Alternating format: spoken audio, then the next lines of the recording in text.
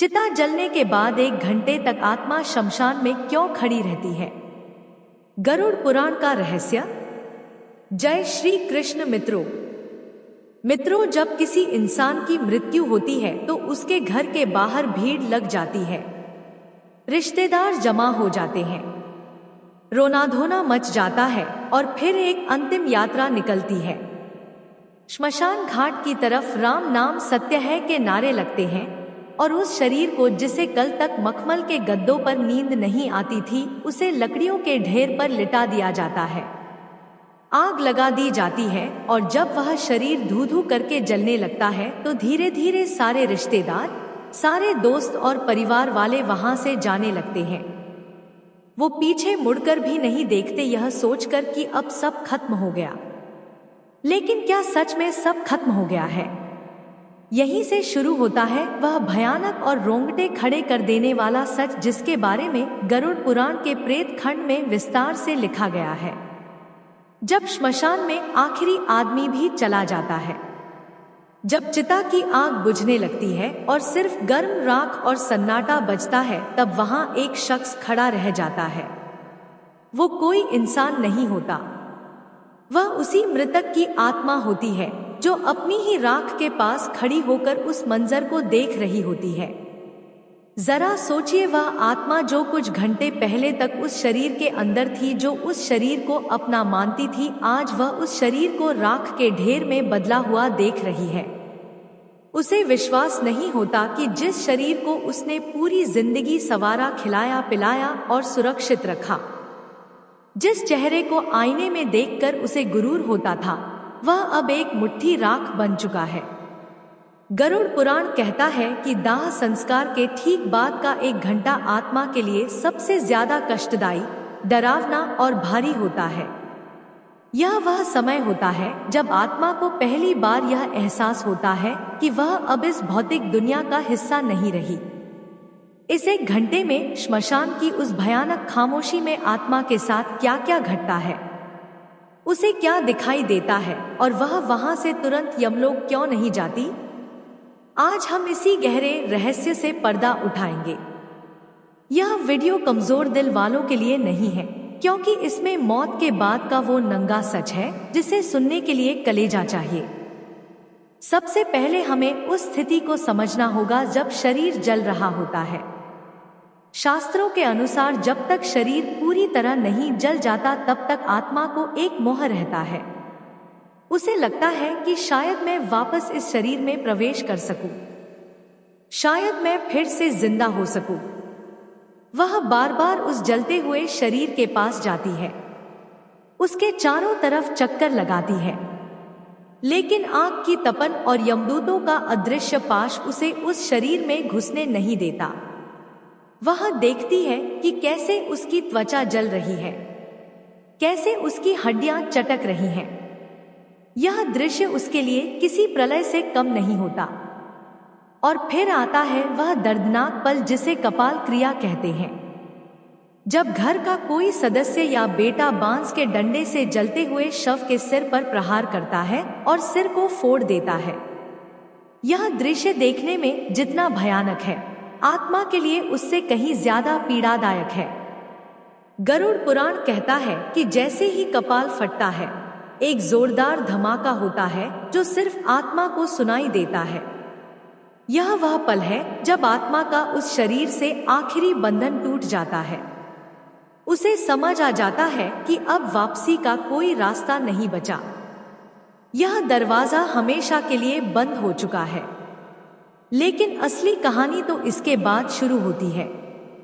जब कपाल क्रिया हो जाती है और शरीर जलकर खाक हो जाता है, तब नियम के अनुसार घर वाले और रिश्तेदार वहां से लौटने लगते हैं।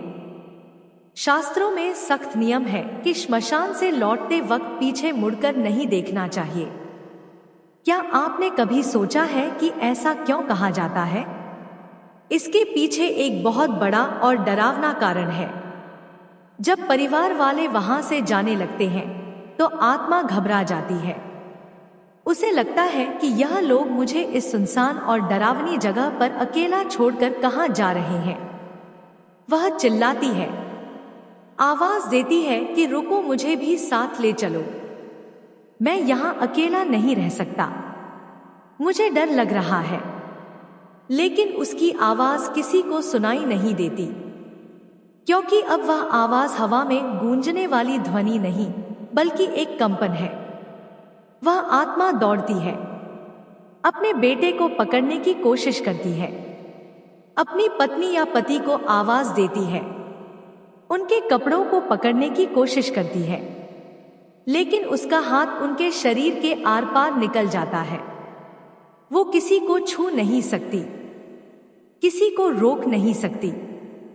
और जब वह देखती है कि उसके अपने ही लोग, जिनके लिए उसने पूरी जिंदगी पाप किए, झूठ बोला, बेईमानी की, रात दिन एक करके पैसा कमाया, वो आज उसे एक अनजान जगह पर राख के ढेर के पास अकेला छोड़कर जा रहे हैं, तब उसे जीवन का सबसे बड़ा धोखा महसूस होता है। उसे समझ आता है कि दुनिया का कोई भी रिश्ता आखिर तक साथ नहीं देता, सब मतलब के साथी थे। जैसे ही शरीर ने साथ छोड़ा, सबने मुंह मोड़ लिया। अब सवाल आता है कि आत्मा उस श्मशान में 1 घंटे तक क्यों रुकती है? वह तुरंत उनके पीछे क्यों नहीं जाती? गरुड़ पुराण के अनुसार शमशान भूमि भगवान शिव का निवास स्थान मानी जाती है, लेकिन यह अतृप्त आत्माओं, भूतों और पिशाचों का गढ़ भी है। जब कोई ताजा मृत्यु होती है तो उस आत्मा के चारों तरफ एक सुरक्षा कवच होता है जो उसे कुछ समय के लिए श्मशान की नकारात्मक शक्तियों से बचाता है। लेकिन जैसे जैसे समय बीतता है, वह कवच कमजोर पड़ने लगता है। उस 1 घंटे के दौरान आत्मा को श्मशान में मौजूद दूसरी भटकती हुई रूहें दिखाई देने लगती हैं। उसे अजीब अजीब सी डरावनी आवाजें सुनाई देती हैं। वो देखती है कि वहां कई ऐसी आत्माएं हैं जो सैकड़ों सालों से मुक्ति के लिए तरस रही हैं, जो भूख और प्यास से तड़प रही हैं, जिनका शरीर विकृत हो चुका है। कुछ आत्माएं हवा में तैर रही होती हैं, तो कुछ जमीन पर रेंग रही होती हैं। वह नई आत्मा को देखकर उसकी तरफ लपकती है, उसे डराने की कोशिश करती है। यह दृश्य देखकर वह नई आत्मा डर के मारे कांपने लगती है। वह छिपने की जगह ढूंढती है, लेकिन श्मशान के खुले मैदान में छिपने की कोई जगह नहीं होती। उसे अपनी गलतियों का, अपने पापों का पछतावा होने लगता है। वह सोचती है कि काश मैंने जीवन में कुछ पुण्य किया होता, काश मैंने भगवान का नाम लिया होता तो आज मुझे यह दिन नहीं देखना पड़ता। गरुड़ पुराण कहता है कि उस 1 घंटे में आत्मा को यमदूत तुरंत नहीं पकड़ते, वह उसे छोड़ देते हैं ताकि वह अपनी आंखों से देख सके कि जिस शरीर और जिस संसार पर उसे इतना घमंड था, उसकी असली औकात क्या है। यह श्मशान वैराग्य का क्षण होता है, आत्मा को यह एहसास दिलाने के लिए कि तूने क्या खोया है और क्या पाया है, उसे वहां रुकना पड़ता है। उस समय आत्मा को एक बहुत ही विचित्र अनुभव होता है। उसे समय का ज्ञान नहीं रहता। जो हमारे लिए 1 घंटा है, वह उस आत्मा के लिए कई दिनों के बराबर लगता है। उस अकेलेपन में, उस सन्नाटे में उसे अपने जीवन की रील दिखाई देने लगती है। गरुड़ पुराण इसे जीवन समीक्षा या लाइफ रिव्यू कहता है।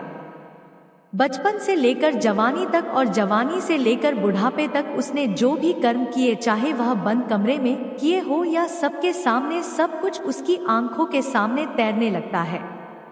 उसने किस किस का दिल दुखाया, किस किस का हक मारा, किस किस को धोखा दिया, वह सब उसे याद आने लगता है। और सबसे बड़ी बात, उसे यह भी दिखाई देता है कि उसके उन कर्मों का दूसरों पर क्या असर पड़ा। अगर उसने किसी गरीब की मजदूरी मारी थी तो उसे उस गरीब के बच्चे भूख से रोते हुए दिखाई देते हैं। अगर उसने किसी जानवर को पत्थर मारा था तो उसे उस जानवर का दर्द महसूस होता है। यह मानसिक पीड़ा शारीरिक पीड़ा से कई गुना ज्यादा होती है। आत्मा चीखती है, रोती है, लेकिन वहां उसके आंसू पोंछने वाला कोई नहीं होता। वहां सिर्फ हवा की सनसनाहट होती है और दूर कहीं कुत्तों के रोने की आवाज। यह वह समय है जब इंसान को अपनी असलियत का पता चलता है। उसे समझ आता है कि जिन पर प्रतिष्ठा और पैसों का उसे इतना घमंड था, वो सब तो श्मशान के गेट के बाहर ही छूट गए। अंदर तो सिर्फ वह और उसके कर्म ही आए हैं। श्मशान की उस भूमि पर खड़े होकर आत्मा देखती है कि उसके शरीर की राख अब ठंडी हो रही है। वो उस राख को छूने की कोशिश करती है। उसे याद आता है कि इसी शरीर पर वह महंगे कपड़े पहनती थी, इसे इत्र से महकाती थी, लेकिन आज यह राख हवा में उड़ रही है और कोई इसे समेटने वाला भी नहीं है। यह शून्यता उसे तोड़ देती है। लेकिन कहानी यहीं खत्म नहीं होती। जब वह 1 घंटा बीत जाता है और परिवार वाले घर की तरफ काफी आगे निकल चुके होते हैं, तब आत्मा का मोह फिर से जागता है। वह डरती है, घबराती है और भागते हुए अपने परिवार के पीछे जाती है। वह देखती है कि उसके बेटे और भाई बातें करते हुए जा रहे हैं। वह उनकी बातें सुनने की कोशिश करती है। कई बार उसे यह सुनकर धक्का लगता है कि वे लोग उसके जाने का दुख मनाने के बजाय उसके बैंक खाते और जायदाद की बातें कर रहे हैं।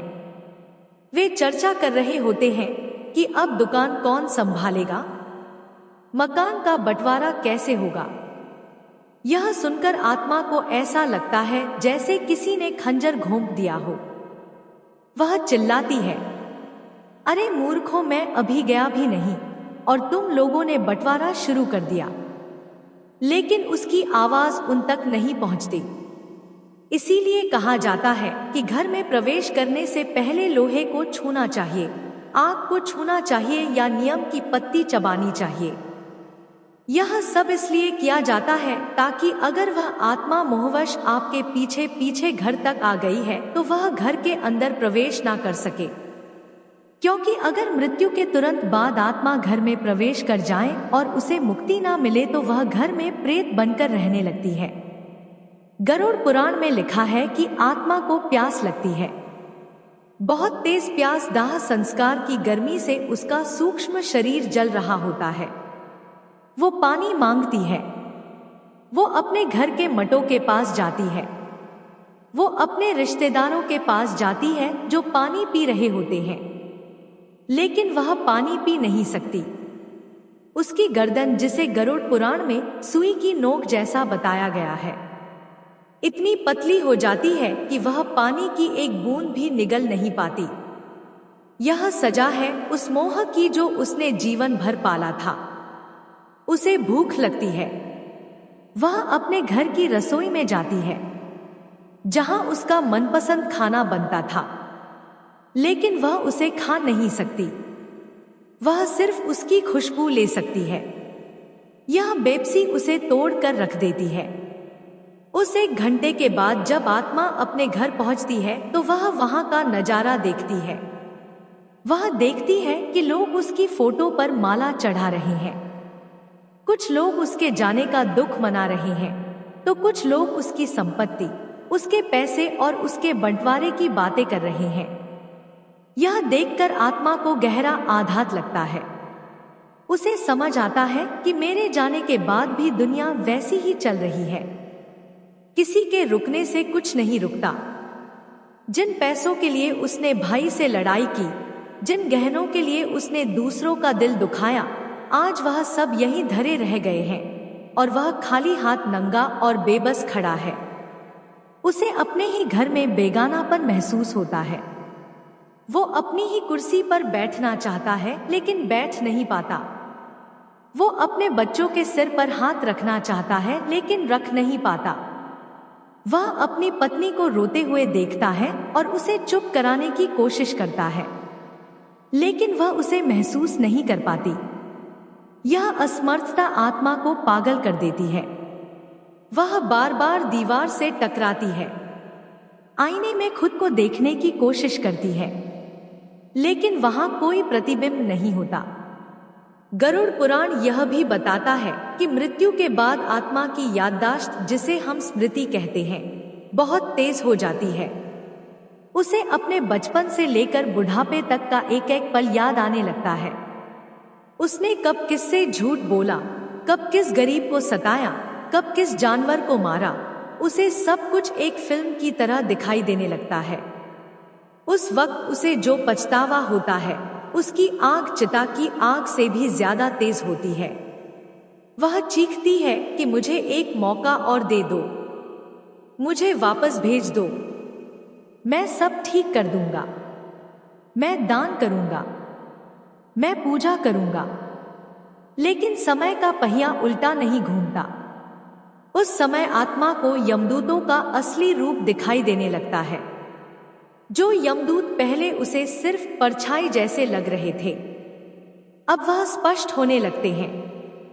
पापी आत्मा के लिए उनका रूप अत्यंत भयानक होता है। उनकी आंखें लाल अंगारों जैसी होती हैं, बाल बिखरे हुए होते हैं, दांत बाहर निकले होते हैं और हाथ में काला पाश होता है। वे आपस में बात करते हैं कि इस पापी को किस नरक में ले जाना है। उनकी बातें सुनकर आत्मा थर-थर कांपने लगती है। लेकिन जो पुण्य आत्मा होती है, जिसने जीवन भर धर्म का पालन किया होता है, उसे वह यमदूत सौम्य और शांत दिखाई देते हैं। वे उससे आदर से बात करते हैं और उसे सांत्वना देते हैं। यह सब हमारे कर्मों का ही प्रतिबिंब है। जैसा हम करते हैं वैसा ही हमें अंत में दिखाई देता है। दोस्तों, यह 1 घंटा जो आत्मा श्मशान में और फिर अपने घर के दरवाजे पर बिताती है, यह उसे यह समझाने के लिए काफी होता है कि जीवन का असली उद्देश्य क्या था। हम पूरी जिंदगी भागते रहते हैं, पैसा कमाने के लिए, नाम कमाने के लिए, बड़ा घर बनाने के लिए। हम रिश्तों को दांव पर लगा देते हैं, नैतिकता को भूल जाते हैं। लेकिन अंत में उस 1 घंटे में हमारे पास सिर्फ हमारे कर्म होते हैं। अगर आपने जीवन में किसी प्यासे को पानी पिलाया है तो उस वक्त आपको ठंडक महसूस होगी। अगर आपने किसी नंगे को कपड़ा दिया है तो उस वक्त आपको सुरक्षा महसूस होगी। लेकिन अगर आपने सिर्फ छीना है, सिर्फ बटोरा है, तो उस वक्त आपको सिर्फ तड़प मिलेगी। गरुड़ पुराण का यह ज्ञान हमें डराने के लिए नहीं है, यह हमें जगाने के लिए है। यह हमें बताता है कि जिस मौत से हम इतना डरते हैं वह तो आनी ही है, और जब वह आएगी तो हमारे बैंक बैलेंस, हमारी डिग्रियां, हमारे फॉलोअर्स कुछ काम नहीं आएंगे। उस 1 घंटे में जब हम अपनी ही राख को देख रहे होंगे, तब हमें सुकून सिर्फ इस बात से मिलेगा कि हमने किसी का भला किया था। इसीलिए शास्त्रों में कहा गया है कि जब तक शरीर में प्राण है तब तक शुभ कर्म कर लो, दान करो, सेवा करो और सबसे जरूरी भगवान का नाम लो। क्योंकि गरुड़ पुराण में भगवान विष्णु खुद कहते हैं कि जो व्यक्ति मेरे नाम का जप करता है उसे मृत्यु के बाद यमदूत नहीं बल्कि मेरे पार्षद लेने आते हैं। उसे शमशान की उस भयानक गर्मी और अकेलेपन का सामना नहीं करना पड़ता, बल्कि उसे एक दिव्य विमान में बैठाकर सीधे वैकुंठ ले जाया जाता है। श्मशान में उस 1 घंटे के दौरान आत्मा को कई और भी विचित्र अनुभव होते हैं। उसे वहां मौजूद पिंडी और चावल के गोलों को खाने की इच्छा होती है जो उसके पुत्र ने प्रदान किए हैं। गरुड़ पुराण के अनुसार पहले दिन का पिंडदान बहुत महत्वपूर्ण होता है। अगर विधि विधान से पिंडदान ना किया जाए तो आत्मा को बहुत भूख लगती है और वह श्मशान में इधर उधर भटकती रहती है। कभी कभी वह श्मशान के पास के पेड़ों पर लटक जाती है या पानी के स्रोतों के पास जाकर अपनी प्यास बुझाने की कोशिश करती है। लेकिन बिना शरीर के प्यास बुझना नामुमकिन है। यह प्यास शारीरिक नहीं आत्मिक होती है, जो केवल मंत्रों और श्रद्धा से शांत हो सकती है। जो लोग श्राद्ध और पिंडदान को बेकार मानते हैं, उन्हें यह समझना चाहिए कि यह भोजन शरीर के लिए नहीं बल्कि उस यात्रा के लिए है जिस पर आत्मा निकली है। बिना इस भोजन के आत्मा कमजोर हो जाती है और प्रेत योनि में जाने का खतरा बढ़ जाता है। एक और बात जो गरुड़ पुराण बताता है वो यह है कि उस समय आत्मा को अपने पूर्वज भी दिखाई दे सकते हैं। अगर उसके कर्म अच्छे रहे हैं तो उसके दादा परदादा जो पितृक में हैं, उसे लेने के लिए या उसे ढंढस बंधाने के लिए वहां सूक्ष्म रूप में आ सकते हैं। वे उसे कहते हैं कि डरो मत, हम तुम्हारे साथ हैं। यह मिलन आत्मा को बहुत शांति देता है। लेकिन अगर कर्म बुरे हैं तो उसे वहां सिर्फ अंधेरा और डरावनी आकृतियां ही दिखाई देती हैं। वह मदद के लिए पुकारता है लेकिन कोई नहीं आता। यह अकेलापन ही नरक की पहली सीढ़ी है। हमें यह समझना होगा कि हमारा शरीर 5 तत्वों से बना है: मिट्टी, पानी, आग, हवा और आकाश।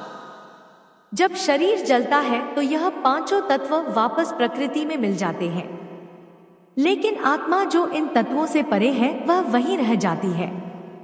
उसका सूक्ष्म शरीर, जिसे हम यातना शरीर भी कहते हैं, वो बना रहता है। इसी शरीर के माध्यम से वो सुख और दुख महसूस करती है। चिता की आग उसे जला नहीं सकती, लेकिन उसके कर्मों की आग उसे अंदर तक झुलसा देती है। आज की भागदौड़ भरी जिंदगी में हम इन बातों को अंधविश्वास मानकर नकार देते हैं। हम सोचते हैं कि मरने के बाद किसने देखा है, क्या होता है। विज्ञान सबूत मांगता है, लेकिन हमारे आर्ष मुनियों ने अपनी दिव्य दृष्टि से इन लोकों को देखा है और गरुड़ पुराण के रूप में हमें यह नक्शा दिया है ताकि हम रास्ता ना भटके। यह एक गाइड बुक है, एक मैनुअल है जो हमें बताती है कि इस जीवन के बाद की यात्रा कैसे करनी है। अगर हम इसे नजरअंदाज करेंगे तो नुकसान हमारा ही है। जैसे किसी अनजान देश में जाने से पहले हम वहां के नक्शे और नियमों को समझते हैं, वैसे ही मृत्यु के बाद की दुनिया को समझना भी जरूरी है। गरुड़ पुराण में यह भी बताया गया है कि जिन लोगों की अकाल मृत्यु होती है, यानी जो समय से पहले दुर्घटना, आत्महत्या, हत्या या किसी महामारी के कारण मर जाते हैं, उनकी स्थिति उस 1 घंटे में और भी ज्यादा दर्दनाक होती है। उन्हें समझ ही नहीं आता कि उनके साथ क्या हुआ। वह अपनी कटी फटी या जली हुई देह को देखकर और भी ज्यादा डर जाते हैं। उनका मोह और भी ज्यादा गहरा होता है क्योंकि उनकी इच्छाएं अभी अधूरी होती हैं। उनका जीवन चक्र पूरा नहीं हुआ होता। ऐसे में उनके लिए पिंडदान, तर्पण और नारायण बलि जैसी पूजा और भी ज्यादा जरूरी हो जाती है। अगर आपके परिवार में या जान पहचान में किसी की ऐसी मृत्यु हुई हो तो उनके नाम से विशेष पूजा या दान जरूर करना चाहिए, ताकि उस 1 घंटे की तड़प से उन्हें थोड़ी राहत मिल सके और वे प्रेत योनि में ना भटके। तो दोस्तों, आज रात जब आप सोने जाएं तो एक बार सोचिएगा जरूर कि अगर कल मेरी आंख ना खुले और मैं उस श्मशान में अपनी राख के पास खड़ा रहूं तो मेरे पास खुश होने के लिए क्या होगा। क्या मेरे पास कोई ऐसा कर्म है जिसे देखकर मैं कह सकूं कि हाँ, मेरा जीवन सफल था। अगर जवाब ना है तो अभी भी देर नहीं हुई है। सांसें चल रही हैं, मतलब मौका बाकी है। आज से ही, अभी से ही अपने जीवन की दिशा बदल दीजिए। नफरत छोड़िए, प्रेम बांटिए, लालच छोड़िए, दान कीजिए और अहंकार छोड़िए, भक्ति कीजिए। अपने माता पिता की सेवा कीजिए, क्योंकि गरुड़ पुराण कहता है कि जो अपने माता पिता को दुख देता है उसे यमलोक के मार्ग में आग पर चलना पड़ता है। जो पराई स्त्री पर बुरी नजर डालता है उसकी आंखों में लोहे की सलाखें डाली जाती हैं। जो धोखे से धन कमाता है उसे वहां सांप बिच्छुओं के बीच रहना पड़ता है। यह सब रूपक नहीं है, यह वह सच है जिनका सामना हमें करना है, क्योंकि अंत में उस 1 घंटे में सिर्फ यही काम आएगा, बाकी सब यही का यही राख के ढेर में मिल जाएगा। आपके बड़े मकान, आपकी गाड़ियां, आपके गहने सब दूसरे लोग ले लेंगे। आपका शरीर भी आपसे छीन लिया जाएगा। आपके पास बचेगा तो केवल आपका स्वभाव और आपके कर्म। अगर आज की यह जानकारी, यह सत्य आपके दिल तक पहुंचा हो तो इसे केवल एक वीडियो समझकर मत भूल जाइएगा। यह एक चेतावनी है, एक संकेत है। इसे अपने जीवन में उतारिए। और अगर आप चाहते हैं कि आपके पूर्वजों को आपके पितरों को शांति मिले तो कमेंट में पूरी श्रद्धा के साथ ओम नमो नारायण या ओम शांति जरूर लिखें। यह छोटा सा मंत्र उन भटकती आत्माओं तक एक सकारात्मक ऊर्जा पहुंचा सकता है और इस सत्य को अपने दोस्तों और परिवार के साथ जरूर बांटें ताकि वह भी इस अज्ञान की नींद से जाग सके। याद रखिए, मौत अंतिम सच है, लेकिन कर्म मौत से भी बड़ा सच है। हम अक्सर मौत से डरते हैं, लेकिन हमें डरना चाहिए उस जीवन से जो हमने व्यर्थ गंवा दिया। हमें डरना चाहिए उन आंसुओं से जो हमारी वजह से किसी की आंखों में आए। हमें डरना चाहिए उस विश्वास से जो हमने तोड़ा, क्योंकि यही वह चीजें हैं जो श्मशान में हमारे सामने खड़ी होंगी। अंत में मैं बस इतना कहना चाहूंगा कि जीवन एक सराय है। हम सब यहाँ मुसाफिर हैं। कोई जल्दी चला जाएगा, कोई देर से, लेकिन जाना सबको उसी श्मशान में है, उसी राख में मिलना है। तो क्यों ना हम इस सफर को इतना खूबसूरत बनाएं कि जब हम जाएं तो लोग हमारे लिए रोएं, ना कि हमारी बुराई करें। क्यों ना हम इतने पुण्य कमा लें कि जब हम उस श्मशान में अकेले खड़े हो तो हमें डर ना लगे, बल्कि एक संतोष हो कि मैंने अपना जीवन सही तरीके से जिया, और जब यमदूत आए तो हम मुस्कुराते हुए उनके साथ चल पड़े एक नई और बेहतर यात्रा की ओर। आपको हमारी वीडियो पसंद आई हो तो हमारे चैनल को लाइक और सब्सक्राइब करें। कमेंट बॉक्स में जय श्री कृष्ण अवश्य लिखें।